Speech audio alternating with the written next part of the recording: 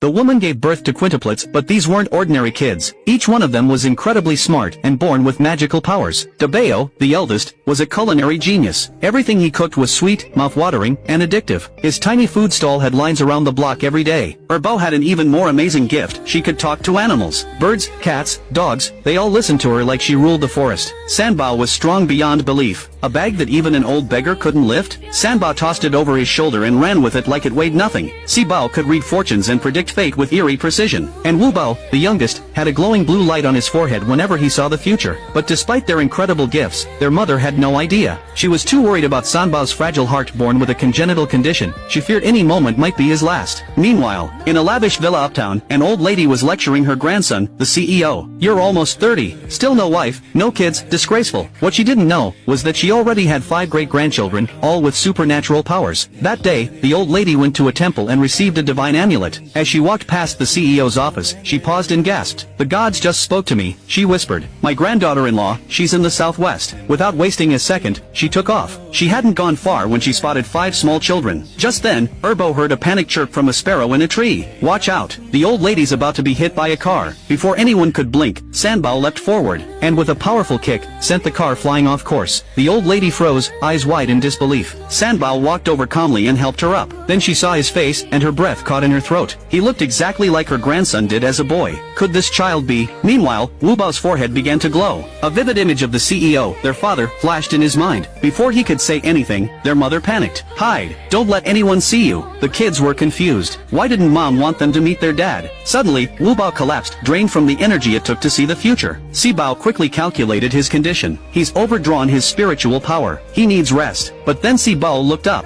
"I'm going to find our dad and bring him home." He followed his magical compass straight to the CEO's company, but the guards stopped him at the gate. That's when he spotted a delivery truck and an idea struck. Minutes later, he popped out of a cardboard box in the CEO's office. "Daddy," he shouted. The CEO froze. His assistant nearly choked. Sibo looked like a perfect miniature version of the CEO himself. The CEO scoffed. "I don't have a son." Sibao calmly pulled out a strand of his hair. "Then run a DNA test." The CEO, curious, handed it to his assistant to process. But Sibao wasn't done. "My mom's downstairs being bullied. Aren't you going to protect her?" Sure enough, downstairs, the woman was being humiliated by a scheming ex-girlfriend. She'd been forced to mop the floor in heels, and when she resisted, the schemer stomped on her hand. Employees gathered to laugh at the scene. Furious, the woman slapped the schemer. "You think you can treat me like this?" The woman shouted for security. "Hold her down." Just as things were about to get worse, Sanbao burst through the doors. With one precise throw, he knocked the stick from the woman's hand using only a pebble.